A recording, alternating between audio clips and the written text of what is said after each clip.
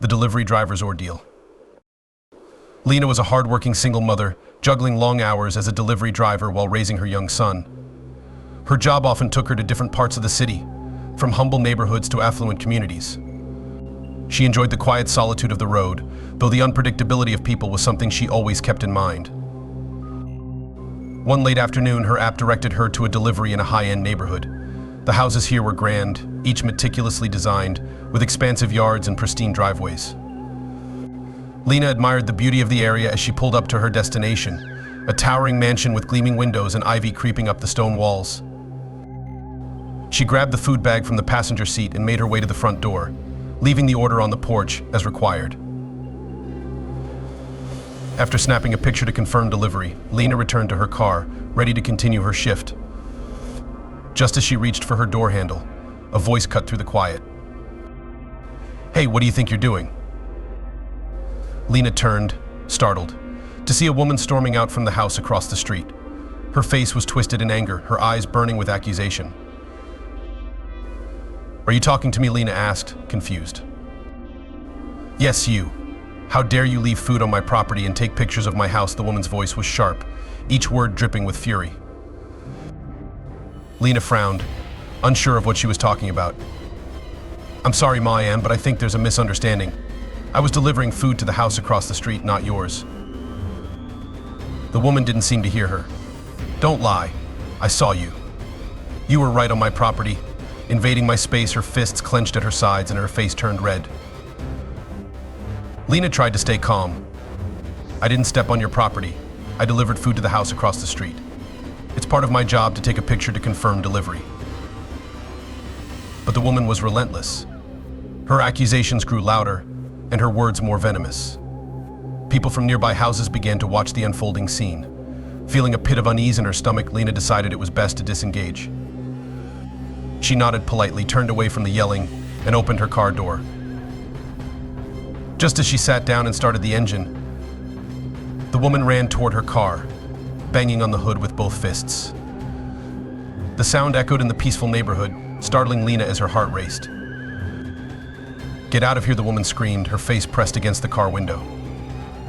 "You don't belong here." Terrified, Lena shifted into drive, steering away from the escalating chaos. She glanced in the rearview mirror, watching as the woman stomped back to her house.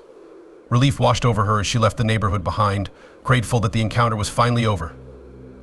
Or so, she thought. That night, long after her son had gone to bed and the house had quieted down, Lena settled into her small living room, trying to shake off the anxiety from the earlier incident. Just as she began to relax, a sudden, loud knock echoed through the house. Startled, she froze, her eyes darting toward the front door. It was almost midnight, no one should be visiting at this hour. She slowly approached the window, careful to stay out of view as she peeked outside. Her blood ran cold. Standing on her front porch, in the glow of the porch light, was the same angry woman from earlier. Her face was distorted with the same rage, and she was pounding on the door with a clenched fist. "Open up," the woman demanded. "You think you can get away with trespassing?" Lena's hands trembled as she backed away from the window. She fumbled for her phone and, in a shaky voice, yelled through the door, "I'm calling the police." "Leave now." The threat only seemed to infuriate the woman further.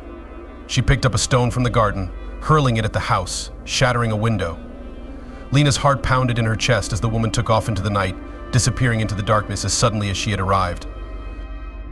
When the police arrived, they took a report but found no trace of the woman. They assured Lena they would keep an eye on the situation, but without more concrete evidence, there was little they could do. Lena was left feeling vulnerable, haunted by the woman's unprovoked aggression. In the days that followed, Lena couldn't shake the feeling of being watched. Every time she went to the grocery store, the gas station, or even to pick up her son from school, she saw her, the angry woman, lurking in the background. Sometimes she was across the street, other times, Lena could swear she saw her through the rearview mirror as she drove away. Paranoia set in. Lena confided in a friend, a police officer, who tried to reassure her. "It's probably just a coincidence. You're more aware of her now because of what happened. Keep your distance and stay alert, but don't jump to conclusions." But Lena's fear continued to grow. And then, one sunny afternoon as she was working in her yard, the nightmare escalated.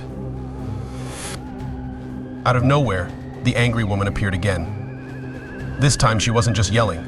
She was holding another stone, her face contorted with the same unrelenting rage. "You called the police on me," she hissed, stepping closer. "That was a mistake. You're a trespasser, and trespassers need to be dealt with." Before Lena could react, the woman swung the stone at her. In a panic, Lena sprinted back to her house, barely locking the door before the woman reached it. Her fingers fumbled as she called the police again, her breath ragged with fear. This time, the police arrived in time. They arrested the woman, who continued to scream about trespassers and threats. It was later revealed that she suffered from severe mental health issues and had mistaken Lena for someone else, a phantom from her delusions. But even with the woman taken into custody, Lena couldn't shake the fear. Every knock at the door, every shadow outside her window made her heart race. The threat may have been over, but the terror lingered, leaving her constantly looking over her shoulder, never quite feeling safe again.